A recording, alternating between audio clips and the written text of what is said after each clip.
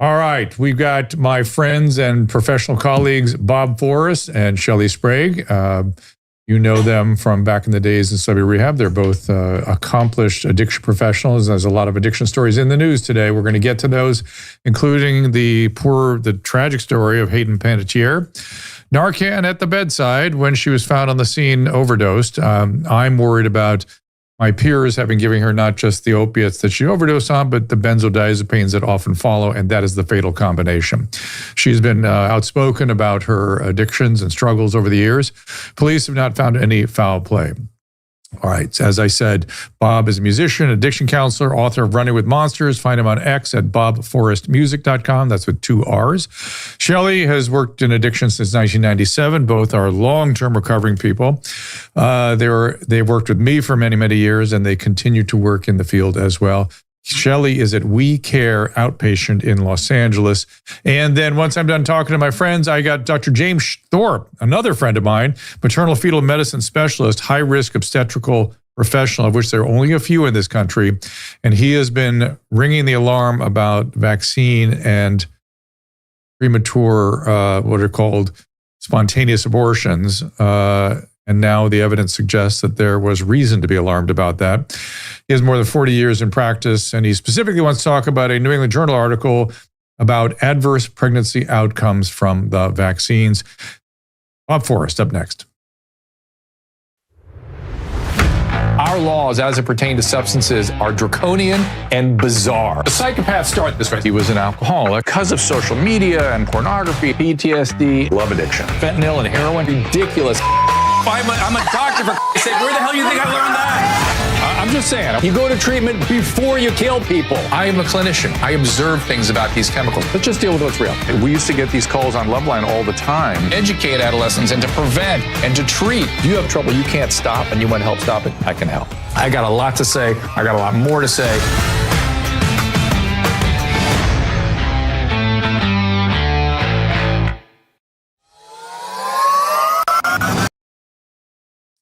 DNA for Addiction is an organization that Bob worked with. So you can find bobforrestmusic.com and also on X, Bob Forrest Music.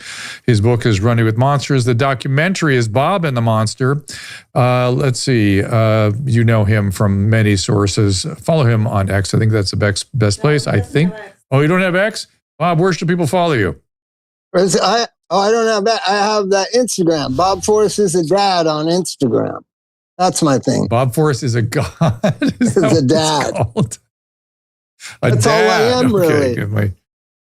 Okay, yeah, and that's why thank God our internet crashed and you were late, so we all got here at the same moment. So welcome. Right. So one of the stories that's in the news is this. Well, let me ask you this first of all. Did you have any kind of reaction to Dr. Fauci and some of his behavior?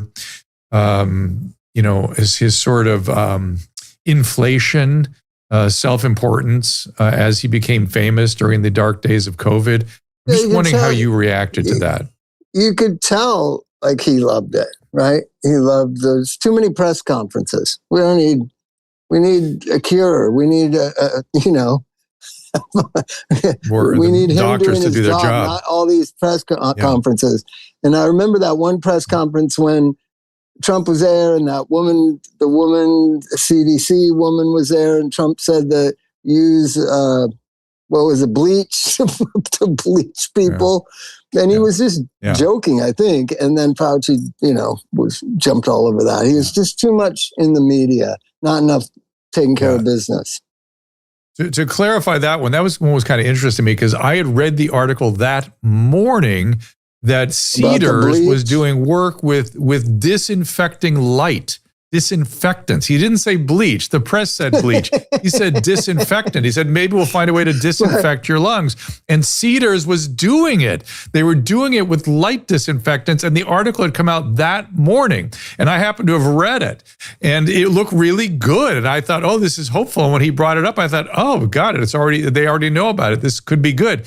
And because of everything going from one side of the boat to the other, They abandoned their efforts. Maybe that was something that would have worked. It's crazy. Right. But in any event, what I saw was maybe the same thing that killed Hayden Panettiere, which is doctors get too excited when they're taking care of celebrities or when they become celebrities. They get so inflated by it. So tell me your take on what might have happened to poor Hayden. Well, I mean, she's part of this whole brigade. Where is she? 36. That's the typical age of people living on the streets now. And you know, we have the DNA for addiction lab, and people are not even testing positive for fentanyl who think they're on fentanyl. There are just wild street drugs out there. It's the Wild West. We're having people not go into opioid withdrawals. And then, but they're so anxious, you know, they think they're an opioid withdrawal.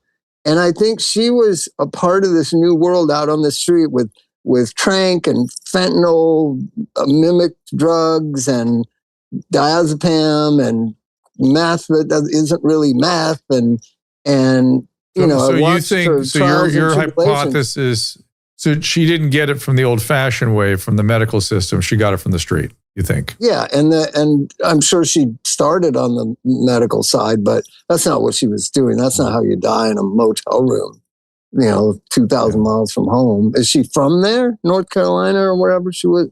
Where was it? I don't know. But I have no idea. Caleb, maybe you can help us with that. She had gone in and out of treatment. There was that whole brigade of Disney kids. I mean, none of them have fared well. Our parents still want their kids to be Disney stars. You know what I'm saying? Well, you know, one of the things about these childhood actors that I have discovered talking to some of them, particularly the ones that get addiction later, is they often come from broken families, and the family in these projects, like a Disney, you know, Four Seasons where some dude is playing your dad, they become very attached to these people. And then the series ends and everyone scatters to the wind and they're abandoned again. And many of them talk about being traumatized by that. Plus they're sent into an adult world. They're required to do worry about adult behaviors and worry about the functioning of the adults all around them, which is already traumatizing in itself. And then if they have the gene for addiction, then it's on, unfortunately. This is very, very sad to me. Why do you think, let's talk about failures of treatment, which are unfortunately more common than we'd like to imagine. What is your take on the current state of that? Well, I mean, addiction treatment hasn't really modified anything in 50, 60, 70 years. And I think these addicts they're just a hybrid of neuroses and anxiety and depression and things we don't even know about, things they can't even verbalize. They want to die, but they're too lazy to kill themselves. It's just a mess of mental health, addiction, modern addiction. And I don't think a lot of the treatment, the Betty Ford model or Minnesota model, is really geared for how profound the problem has become, right? Right. I agree with you. And how long it's run out of control, right? So we don't even know the full impact on the brain because no one ever really dries out long enough to see how their brain's doing. And there's a term that Shelly and I knew from AA called terminal uniqueness, right? And that's right. That was rare in, Jim Morrison is terminally unique, right? It was a rare breed of person. Now it's every 36-year-old on the planet Earth. You understand what I'm saying? That narcissism, that terminal uniqueness is now a baseline standard, right? Why do you think that is? Why? The culture's become more narcissistic. I mean, the kids are told they're so important. There's a new study about the safety obsession of parents. Safety. Yep. How are kids supposed to know what's unsafe if you never allow them to fall on the ground and skin their knee? Or, have to judge whether it's too high to jump off of. Parents, if you look at the average playground in the 50s, 60s to nowadays, there's no way you could hurt yourself. And children have to learn how to measure risk. And so then they get to be 22, they're husbands in show business, they have no ability to measure risk. They start hanging around with people that tell them they're still great, That's something that the whole Disney crowd, I think we've treated some of them, like Leif Garrett and some of these child actor kids. None of them fare well. And why that is, their generation in general doesn't fare well. And then they have terminal uniqueness. And so what do we do with that baseline narcissism? Well, I try to talk about it. I have it myself. I try to use it in the therapeutic process. But if people don't, what? Everybody's got a little bit. But I think your point is well taken. No, but listen, I think it's important to point out that the narcissistic turn has affected all of us, but some are terminal, right? Some really, it's a problem. And so I think that's what you're talking about. So keep going. Yeah, so I try to just talk about, like, why do you think you're the center of the universe? Who told you that? There's 8 billion people on this planet. Why are you so important? These kind of like, kind of spiritual, psychological conversations that treatment was for me, right? Buddy Arnold was a great counselor of mine. He'd say, you might be good at what you do, but you're not good at life, or something along those lines, right? So to get to the why you're treating me special, why I'm in the musicians rehab wing of Exodus with all the other important musicians. There was an acknowledgement of that, and then let's get down to what's really important. You don't even know how to fucking you don't even know how to put gas in your car. Like, you may know how to write a song. I'm reflecting on the fact that, when we were running a program together, patients would always say they felt like a piece of shit around which the whole world revolved. Yeah. Now they just feel like there's someone around whom the whole world revolves. Right? They really believe it. And this girl believes it. And we're talking about her after she died. I mean, the whole world is just it eats gossip, it eats information, it devours it every day. The machine needs more and more of it. Next week, it'll be another tragic story or another shooting or another terrible, horrible thing. And I've just tried to disconnect from all of it. There's some websites that say good news. They can correct they can correct your eyesight with drops now. Have you heard about this, Drew? You're not going to hear about it if we keep talking about all the Disney kids that are on drugs. You know what I mean? Talk about that drop thing, right? Positive. That's good. There's a lot of positives. So look, we've literally never been healthier, never lived longer, never had less disease, crime. Well, I don't know about that right now, but less violence, generally. Crime, and less violence. Well, we're not documenting it anymore, but there is less violence, I'm sure. And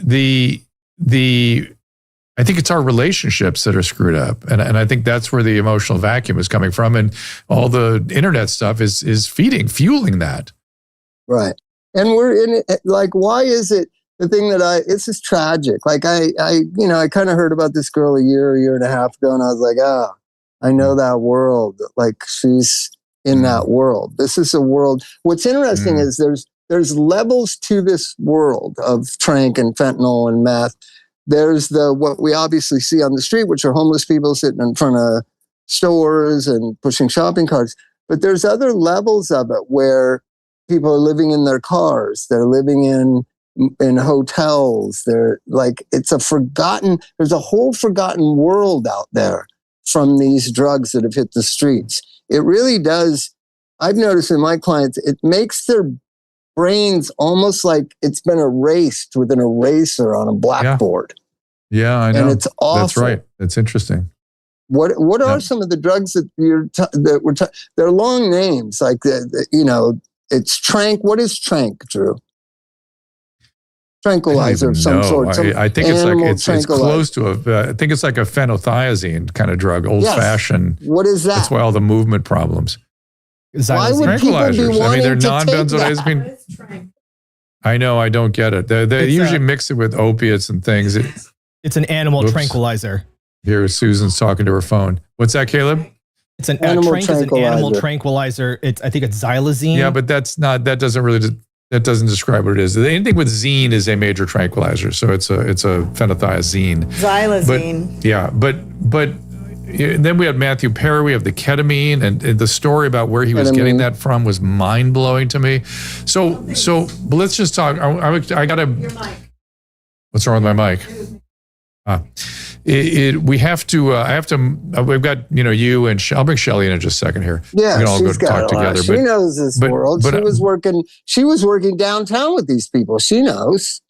It's Drew. It's like something. It's like Invasion of the Body Snatchers. Right. It's like something you've never experienced before. Your mic. Okay, so Shelly Sprague, certified chemical dependency counselor, addiction specialist. Worked with all of Bob and me forever. She co-founded Hollywood Recovery Services, and the current program is We Care Outpatient, working with Neurosolution Partners as a TMS technician. That's interesting. WeCareInLA.com is where you can find Shelly's program. Hi, Shelly. Hey guys, good to be here. Good to see you. So did I get that right? We Care in LA, yes. Is that correct? Yes, We Care in LA. And yes, you're doing TMS. That's fantastic.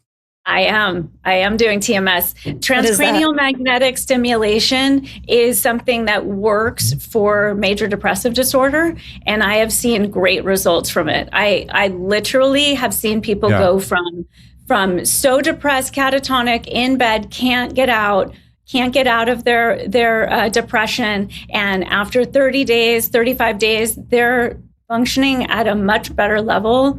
I have seen it so successful. Yeah. I really, really think that this is something we should be. I it's agree. Non-chemical, which is great. And it does the same thing as ECT, electric shock therapy, without all the drama of seizure and shock and all the side effects, that kind of thing. Seizure. But I've got a psychiatrist in New York that's doing high dose, intense frequency, like high intensity TMS. He's having amazing results. But listen, I want to take a break. Yeah, I want to take a break. When we get back, I want you to comment on what Bob was just talking about. Sort of what is the state of, really we're talking about treatment failures. What do we do with keeping people in treatment long enough to get well, essentially? That's kind of how I look at it. But we'll hear Shelly's point of view and Bob's in just a second. And we'll be right back later on. James Thorpe. Stay tuned. So as we age, most men notice that they're not getting the same workout results they used to. But a lot of guys are reaching for synthetic hormones. Yes, some guys do get hormone replacement therapy, but you may not be ready for that, or you don't want to have the concerns associated with prescription medication or a needle even.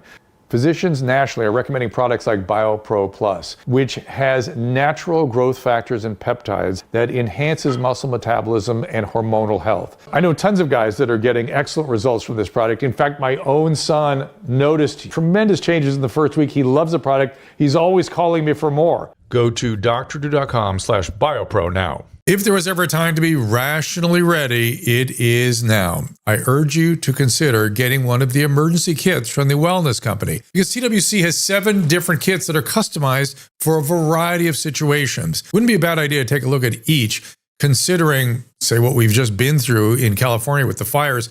I was happy to have the field kit on hand, and the Contagion kit in particular is suited for what is being predicted to be the next outbreak. That would be the H1N5 or avian or bird flu. Of course, the same experts from the COVID era are freaking out about this potential pandemic. But don't panic. Just arm yourself with the meds you might need if this comes to pass. Contagion Emergency Kit contains ivermectin, hydroxychloroquine, azithromycin, Tamiflu, and budesonide, an inhaler that is good for airway reactivity and tightness, as well as reducing viral replication in the airways. Go to drdrew.com/TWC for 10% off your purchase.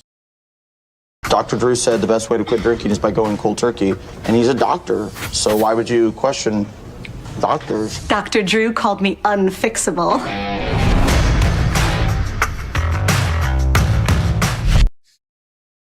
By the way, something I did not say was stop drinking cold turkey. It's the one thing that actually can kill you.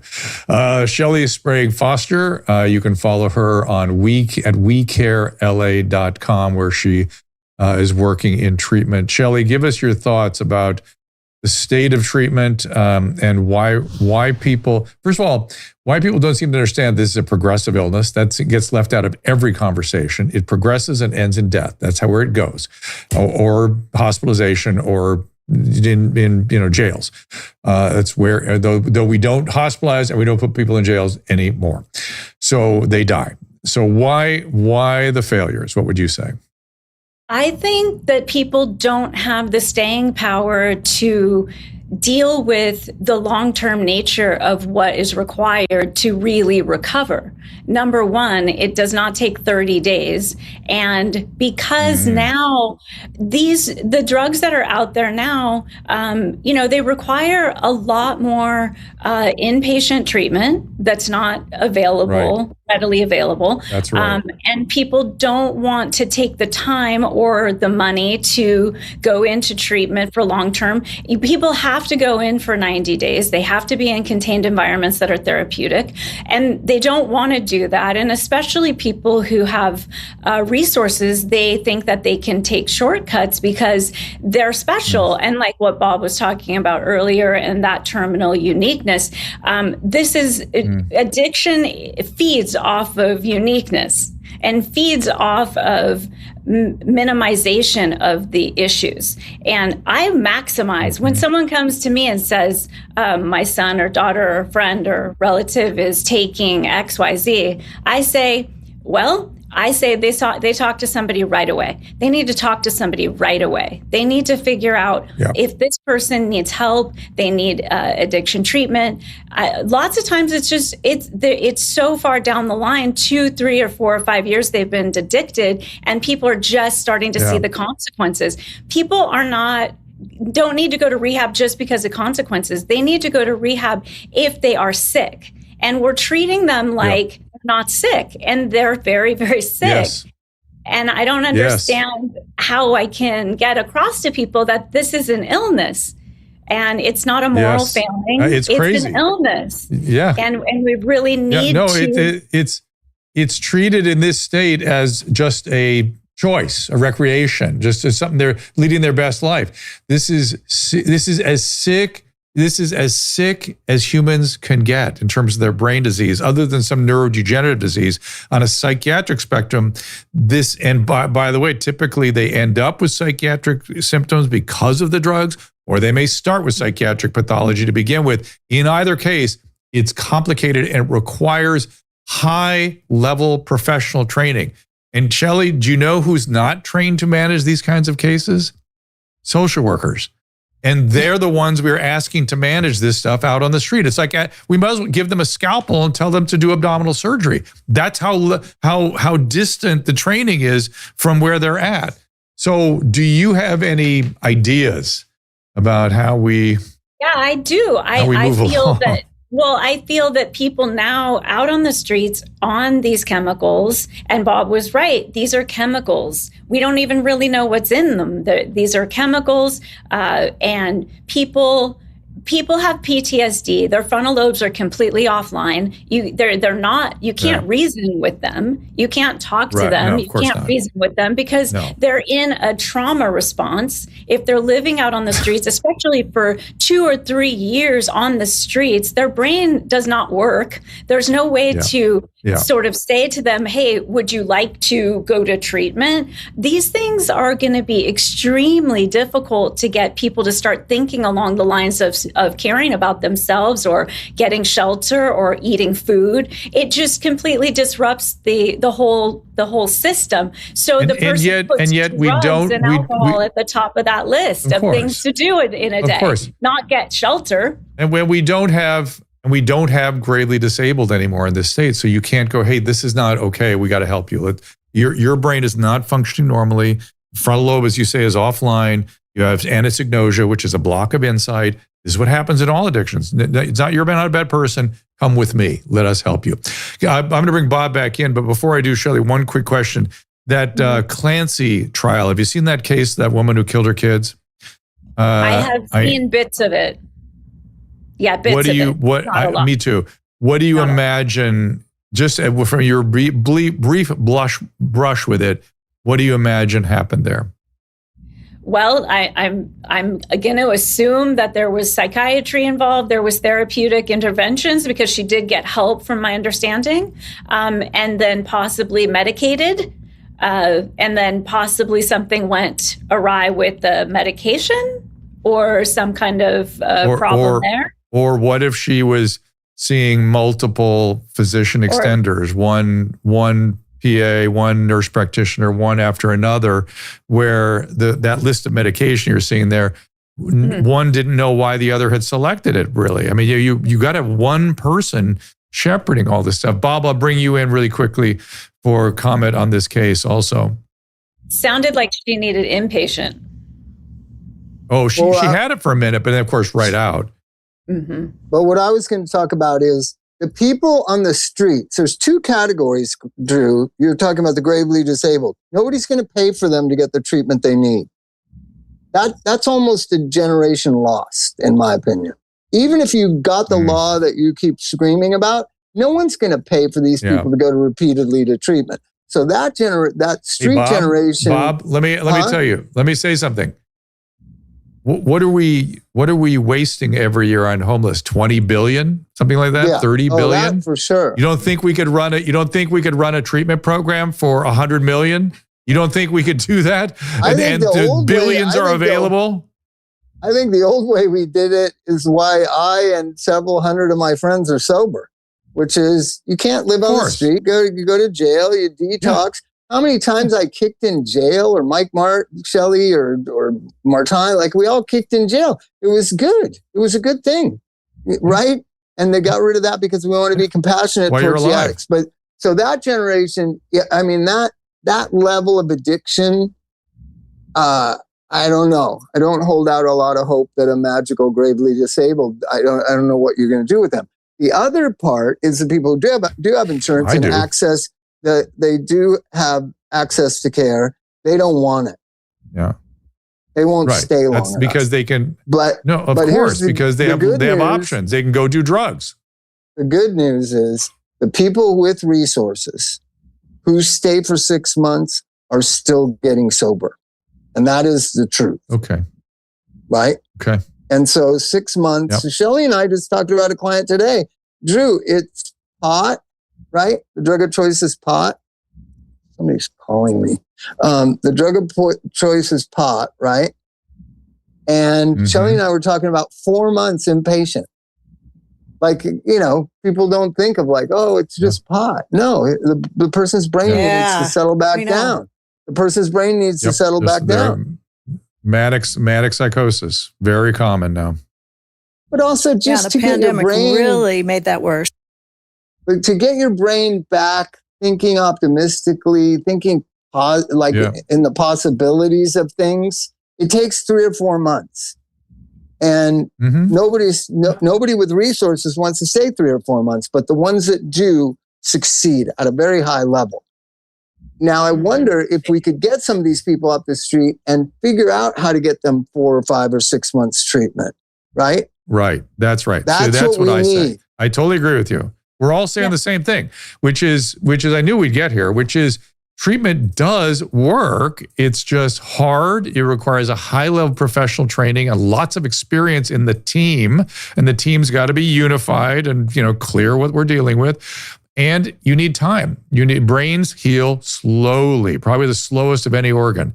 And you need 6 to 12 months. RFK Jr. wants to put together these work farms for the post-acute care to stay in for a year after treatment, where they get vocational rehab and life skills and some structure in their life and nutrition and more time for their brain to heal. That to me sounds like a good idea. The problem is we don't have the infrastructure to get the initial phases done. We need more psychiatrists. We need more of you guys. Because the $20 billion is being spent on tiny houses and grift and on people's friends who are contractors building $800,000 condominiums in which people are going to die because they keep doing drugs. Look, I swear to God, it's literally tens of billions of dollars And I don't want to do this. I don't want their money. I want to give it back to the taxpayers. But the three of us could literally put together a program that $100 million would be too much to run the program. You know what I mean? We'd run a program and we could treat tens of thousands of people like we always did for next to nothing. Yeah. So. Yeah. And they do need long-term treatment. And if there is anything that I can say about it, is that people need that structure, because that's how the brain heals. The brain cannot heal in the same environment that it got sick in. And it's very, very important that they go into therapeutic environments that are contained for a period of time where their brain can actually restructure itself. It's very, very important. People are asking, Shelly, they're asking what percentage of people get well with long-term care. Let's each of us give our opinion about that. I would say it depends on the program. Hold on. You'll see. We each get a chance to give our opinion. Essentially, I always said this in our program, which if you do everything we tell you to do, you will get sober. It's that simple. The problem is they start wanting to test reality and do it on their own and stuff. And long-term treatment tends to reduce some of that. And so probably you get 70% probably recovering, I would say. What do you say, Shelly? I'd say 80%. 80% stays, okay. if they Bob? Stay some kind of in program 2 years. For 2 years, they will stay sober 5 years. 100% if they'll, 99% if they'll stay 2 years. But what I've noticed, we've been tracking data at my rehab. It's about somewhere just under 10% for people 30 days. But those are people with resources and access to care, and their addiction is, moderate. That's still succeeding 1 out of 10 times. If they stay 90 days or more, that number goes up towards 40%. That's the cold, hard truth of it. So why wouldn't you want to stay if you quadrupled your chances of succeeding? They don't want to stay. They're not motivated. They want to do drugs. Show them any number. They want to do drugs, Bob. And the reason, look, addiction is a behavioral diathesis in the early days of treatment. Their brain wants to do drugs more than anything else, including survive. And you must create barriers. You must create consequences that create motivation to go get well. And people, how many times did somebody come into treatment just because they woke up one day and came in? They come in because the court sent them, their family sent them, they had a medical crisis, they nearly died. Then they come because it breaks through their denial and creates some motivation. But if you don't have something in that zone, you're going to have dead people. You're going to have dead people all over the place. Yeah. It's very unfortunate. That's what we have. And I feel that it is really important for us to continue to motivate people to get an education around addiction and understand that it is a motivation disturbance, as you taught me, Drew, all those years ago. If they are motivated to do drugs instead of all of the other things that they should be doing, they have a problem. There you go. And they will keep doing it. But I was thinking, Bob, about Mike Starr this morning, and I was thinking about how frustrating it was. I mean, you worked so hard with him, and he went to Utah to be with a band. He was staying at a sober living, allegedly. And then one of my peers, a doctor, gave him opiates and benzodiazepines. 2 weeks later, dead. That breaks so many of the people that we all treated were not killed by this crazy panoply of substances that are on the street. They were killed by physicians. They were killed by the medical system. Thank God we're not doing that anymore so much. I mean, it still happened with the poor Matthew Perry. Matthew Perry, that was a medical catastrophe, right, Bob? Yeah, it's strange. Like, I live on the street that Mike and I and his dad lived on, Argyle and Hollywood. And this street is kind of notorious for addicts. And most all of us are sober. Mm-hmm. Mike is not. I don't know about his sister, his dad. Yeah. Like, we all, Mike's the first person I used with the father and the son. It was like a new level of addiction, right? And I live on this street, and I think about him all the time. I think about like how come four of us? Louisa would lived here. Louisa was one of them. Yeah. Right. So why did the 3 get sober and thriving lives, and why did the other 3 not? What is that, Matt? I know in Mike's case, he was getting there.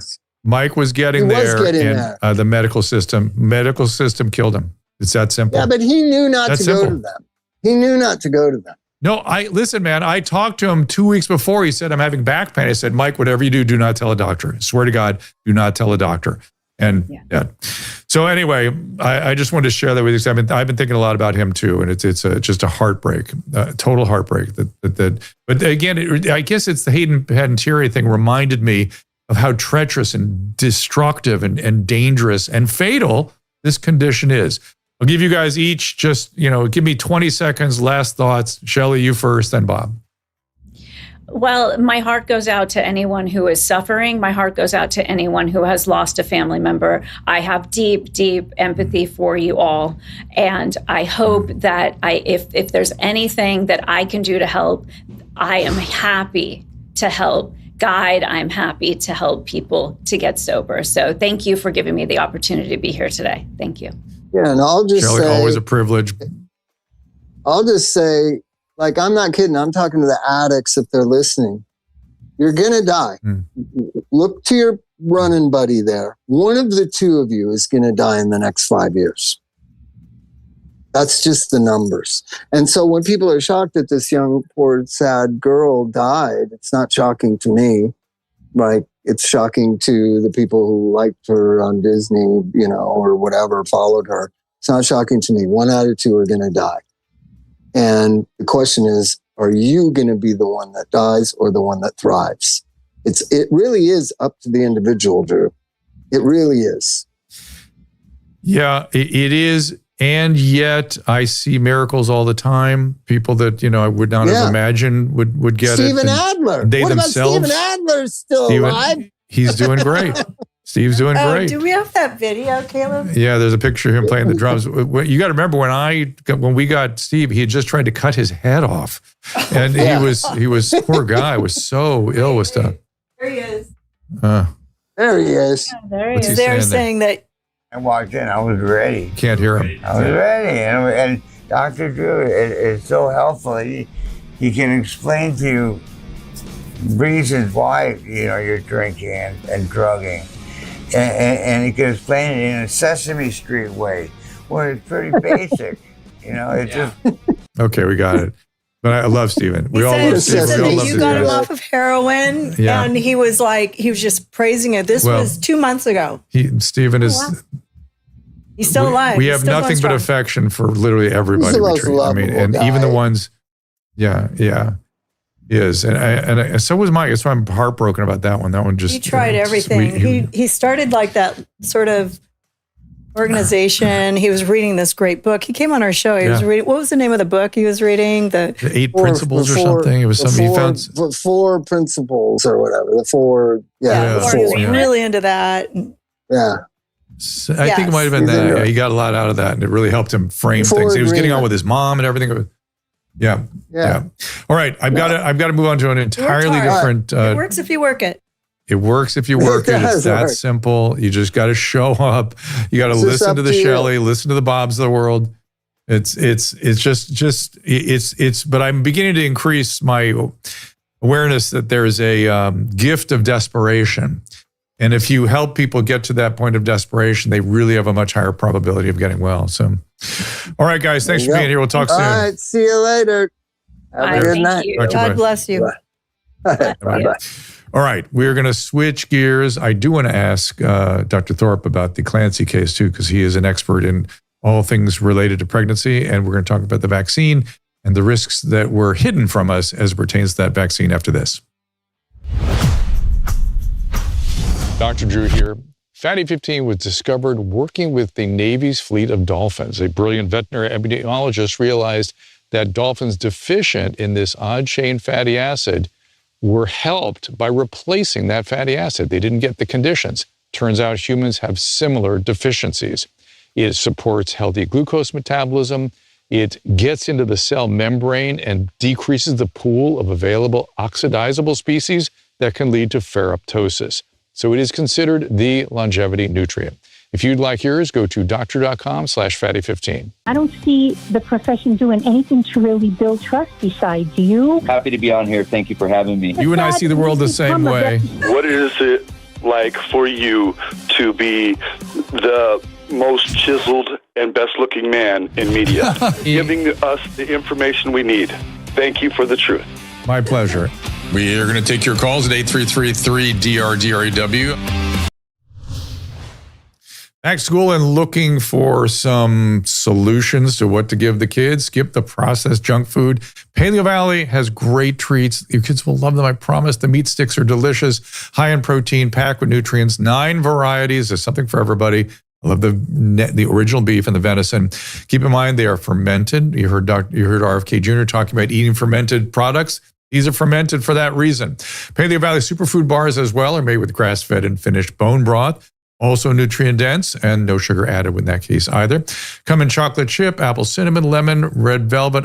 We love them all. And we keep them with us constantly when we travel.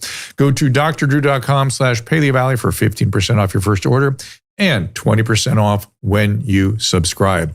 And I want to remind people about our friends at Chapter. If you are heading into Medicare age or you're already on Medicare, Susan went to them and talked to them.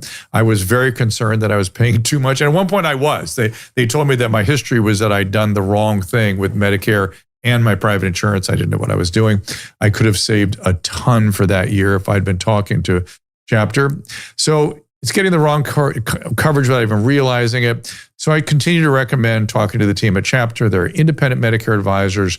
They're the only ones that compare every Medicare plan available nationwide, and their advisors are not paid to steer you towards one plan or another. They just simply find the coverage that best fits your physician's prescriptions, healthcare needs overall. And if you're already in the right plan, turned out I was, and so we left things alone. Last year, though, people who switched through Chapter saved on average $1,100 on their healthcare costs. So if you're on Medicare or about to be, go talk to these guys. Go to drdrew.com/Chapter. Get on the phone with them. You'll talk for about 20 minutes and you will talk to a real person and they will get you where you need to be. Medicare is bewildering both as a provider and as a patient. So I understand. All right. Let me give you the particulars on Dr. James Thorpe. He is a friend. He is part of the TWC Chief Medical Board. He's a gynecologist, obstetrician, maternal fetal medicine specialist. He is in St. Louis, Missouri, and he got his MD from Wayne State. Practicing more than 40 years. He's one of the few, I think there's like 80 of you guys out there. We'll find out in a second. But he was on the front lines during COVID-19, has been speaking out. You can follow him on X at, J.A. Thorpe. Looks like MFM. Jim, you're going to have to tell me what that is on X. What is your X handle, first of all? Oh, no, we don't have your sounds on. The mic must still be muted at that end. You're being so good. There you are. So give me the X handle first. J Thorpe, what? MFM, as in maternal fetal medicine. Okay, J.A. Thorpe, MFM. And how many specialists are trained at this level that you have in your professional credentials in this country? Very few. There's about 60,000 OBGYN physicians, and a very small fraction are specialty trained, which is an additional 3-year on top of a 4-year residency program, additional 3 years in maternal fetal medicine.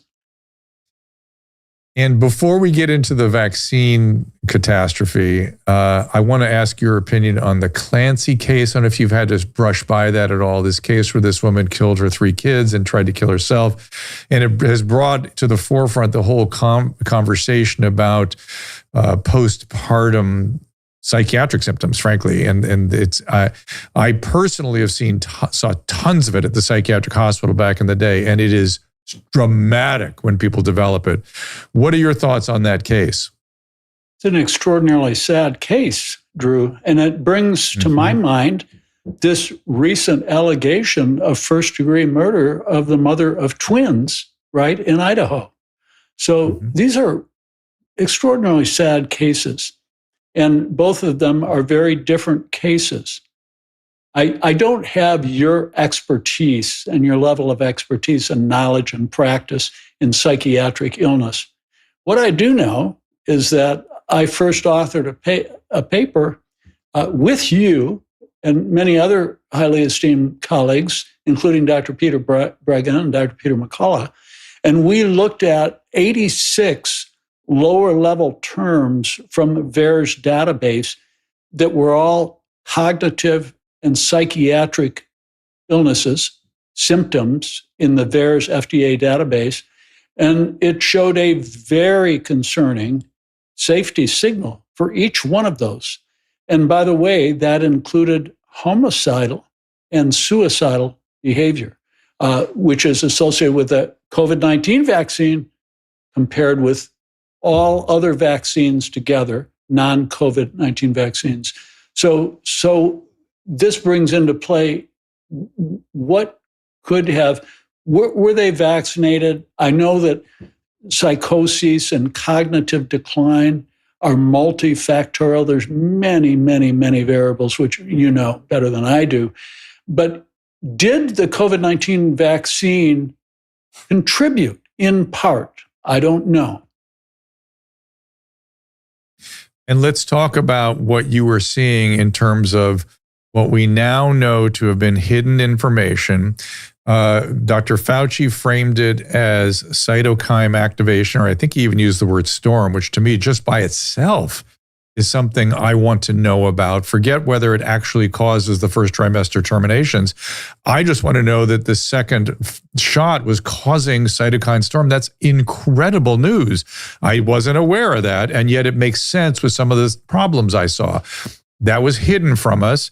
Both Dr. Walensky and I think somebody else on the team thought, it was a Surgeon General, that this could easily be a trigger for first trimester spontaneous abortion. What were you seeing? In 2020, I really saw nothing different.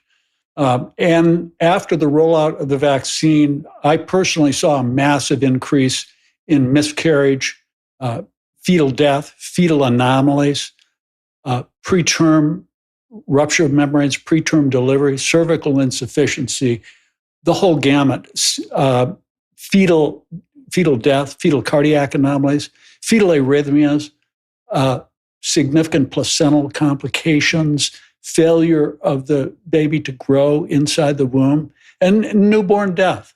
So it was just a panoply of severe adverse outcomes, of which miscarriage is really only one of many. So that's what I saw. And by the way, at the time, I was employed by SSM Health. And in that 4.5 year period that I was employed by them, I saw 27,500 high-risk mothers and their fetuses by ultrasound. So I really did have my fingertips on the pulse of obstetrical outcome. It is very, very sad that on September 27th, 2021, the American Board of Obstetrics and Gynecology sent out a threat to 62,000, all of their constituents, and said, you will not deviate from the protocol, the COVID-19 protocols that they had, including pushing the vaccine in pregnancy. And if you do, you'll lose your medical license and your board certification. So it's really a shame, that there's very, very few. I think, to my knowledge, I've been told I'm the only maternal fetal medicine physician in the world that has come out and talked about this and published data on it. Now, there are some other OBGYN colleagues that I have, Dan McDyer, Kimberly Biss, Dr. Christiane Northrup, and some others, but very, very few. Has the ACOG taken a look at what it did there now in the light of new information? Or are they still defending that position? They're still pushing the vaccines in pregnancy. And it's extraordinarily disturbing. You talk about, you're a very, very sharp physician, and you know your literature. And when your eyebrows raised with a cytokine storm, you know what that's all about. But, for 50 years, the last half of the century, we in high-risk pregnancy knew that inflammation was a disaster for pregnant women. So Dr. Roberto Romero spent his career, he's probably 10, 15 years my senior, extensive publications and research in the last half a century on the dangers of inflammation. And this was why I was so concerned about the vaccine. And what is the miscarriage rate? Well, nobody knows. The data, you did a great segment with Sasha Latipova and Emily Kaplan last week. And, I think they brought up some really good points, but it's disturbing that high-risk obstetricians are not speaking out, because there's so many nuances, Drew, to pregnant women. Here we have Ben Shapiro speaking out on this. We got Alex Berenson. We've got, some PhDs. But you know as well as I do that most MDs that are not obstetricians, they don't know how to date a pregnancy. They don't know what the crucial times in pregnancy are. Very few realize that after conception, which is 2 weeks before a mom has missed her last normal menstrual period, there may be an 80% spontaneous miscarriage rate, somewhere in that regards, after ovulation and conception. Right. And then she doesn't even know till 2 weeks later. But there's some very, very critical time periods, Drew, in that first trimester. For example, let's go back and let's look at some of the disaster with thalidomide.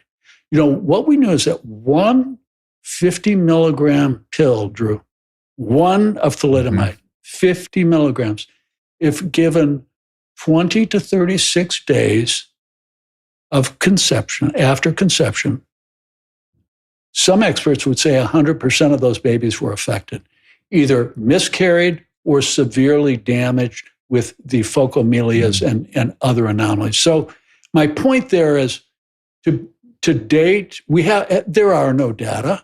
There are no data on what the miscarriage rate is. It probably depends on when you would give that vaccine, what the crucial stages are. Probably depends on many variables. But I don't believe any of the data that's been published. And by the way, that 81% miscarriage rate was available by my analysis in 2021 of the Pfizer 5.3.6 data that was actually leaked out. That is the first 10 weeks of the Pfizer's legally mandated post-market data. And that's from December 15th, 2020 to February 28th, 2021. And if, I had that, that was sent from Pfizer to the CDC FDA on April 30th, 2021.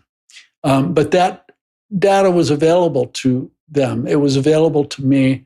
And on page 12, you could look at the data presented, again, extraordinarily poorly written. I purposefully obfuscated. But the miscarriage rate that I analyzed in 2021 was 81%. And then again, Sasha and Emily reviewed the sleight of hand, if you will, with these statistics and shifting the denominator. But it was clear that the raw data they presented was 102 out of 127. Well, and that's, even Jim, if you push back on that and just go with the analysis such as they presented it, they came up with if I'm getting this right, it was a 12% spontaneous abortion rate overall, and they did not specify in which trimester. They claimed, therefore, that was a normal number for a pregnancy, when in fact, as Sasha Latipova pointed out, if you take the entire course from first trimester forward, it should be more like 1.2%. And it's literally with their own data 10 times more than it should have been. So, yeah, it's all concerning. Are you talking to your colleagues at all? Where can you get any, even the ones that disagree with you, will they talk? During the time when I was speaking out, testifying really all over the world, my people would come up and slap me on the back privately and say, "Man, you're doing incredible work. Keep it up." But I felt like saying, "Well, you know what's going on. Why don't you speak out?" But nobody could speak out. Otherwise, they would be fired like I was fired. They would lose their paychecks. And nobody was really willing to do that. No other maternal fetal medicine physicians. Still happening.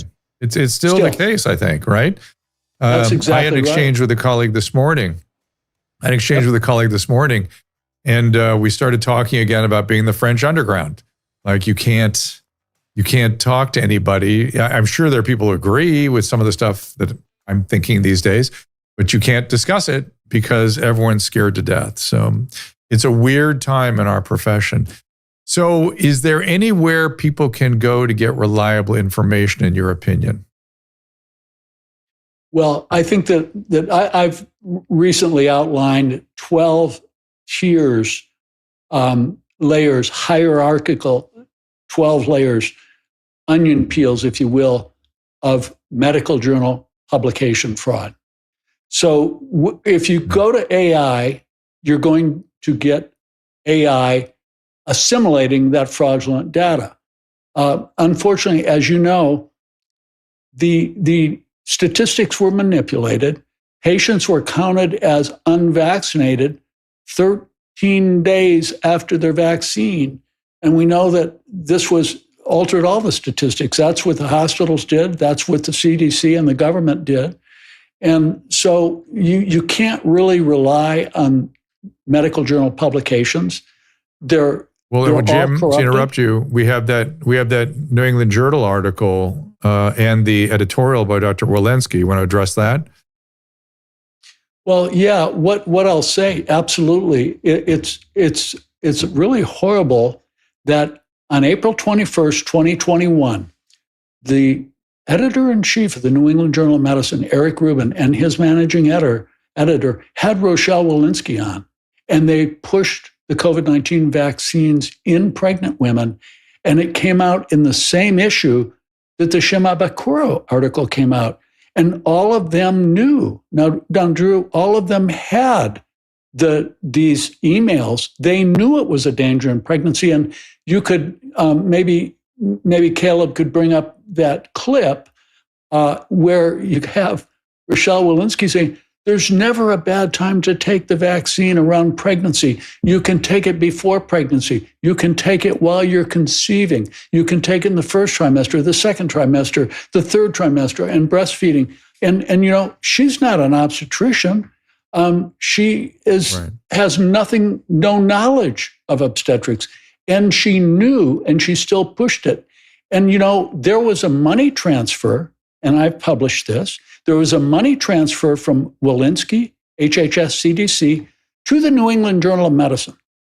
And which brings up the question, why would Eric Rubin bring Rochelle Walensky on there to talk about pregnancy issues in the vaccine? Why not bring on an experienced OBGYN or maternal fetal medicine specialist? Because there was a quid pro quo. We remember Eric Rubin voting for pushing the vaccine in children in October of 2021. And everybody will remember ad infinitum, his famous statement, quote, "Well, we're just going to have to roll the vaccine out in the children and see what happens." And that's the kind of science and corruption from the New England Journal of Medicine and Rochelle Walensky. Yeah. And, Fauci, I'm not trying to have, I'm saying, he's innocent or anything like that. No, he's guilty as charged. But you know what? So is Francis Collins. So is Peter Daszak. So is Rochelle Walensky, Shimabukuro. And by the way, on that Shimabukuro study, there weren't 40 authors. There were 21 authors. 3 of them were OBs. All of them were federal employees. The lead author, Shimabukuro, was actually the head of the vaccine safety in the CDC, FDA since 2010. None of those conflicts of interest were declared. And by the way, Rochelle Walensky and Eric Rubin violated their own institution's written ethical statements. They did not declare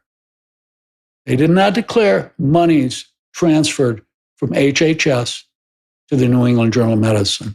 So it's very corrupt. It's so disturbing. It's sad. I found myself being more emotional these days than anything else, and that you're not allowed to have nuanced conversation about these things, and not allowed to. I still look back at that whole era, and the fact that people confounded were so unable for some reason. Well, all the brainwashing, I guess. Couldn't tell the difference between Alpha and Delta and then Omicron. These were like entirely different illnesses. And they're still treating as though it's Alpha and Delta. It's just the weirdest thing to me. But in any event, Jim, it is always great to see you. Thank you for all you do for TWC and for the pregnant population and children of the world. I'm glad you're still out there doing your thing and speaking out, and that they have not silenced you yet. And I wonder if you should tell people where they should go to find you. Yeah, I'll say just that for those listeners, please support Dr. Drew. He's an incredible beacon of light and truth. And nice. Also, please support Senator Ron Johnson, okay? This is a courageous, bold warrior of the truth. And he's been fighting for a long time for truth. So thanks so much for having me on. It's funny. That's a great thing to say. The people behave as though he just stepped forward. You and I have been watching him for 4 years, I think. He has been, and at first he was a little incredulous. Like, what? This can't be the case. This isn't happening. And then we started going, no, Senator, please listen. It's happening. Now he uncovered enough that he became his own champion of getting to the truth. So, Dr. James Thorpe, thank you, my friend. Good to see you. Thanks for having me on, Drew. Of course. All right, Caleb, let's get to the upcoming guests. Today did not disappoint. I knew today would be very, very interesting. Let's see, Jay Bieber in tomorrow, Salty Cracker on Thursday. You guys have been begging for that, and Emily Barsh is 100% delivering. Dave Rubin with Winston Marshall. That's going to be great. I can't see what's Alan Dershowitz I see on there for the 3rd. So there's a lot of great guests coming on. It's going to be a little choppy because I'm actually going out to Miami that week, but we will be doing shows. And let me quickly look at what you guys are saying on the Restream and the rants. Thank you, Karen. We appreciate that. I'm looking through the list here. Give me a second to it's hard to scroll up on the rants a little bit. Whoops. Thank you, your daddy, for the super chat. Okay. And then quickly, I'm going to go over to the Restream. I apologize that this is a little choppy. That's very funny. AZKRKFF says, I remember Senator Ron Johnson way back when he started in Miami Vice. Wasn't Ron Johnson. Let's see. Okay, well, thank you guys for being a part of it. I do watch the rants and the Rumble and the Restream as we are going along here. Tomorrow, hang on a second. Let me get my calendar on. Make sure I'm doing everything right. Tomorrow, we're going to do the 4 o'clock. Is that correct?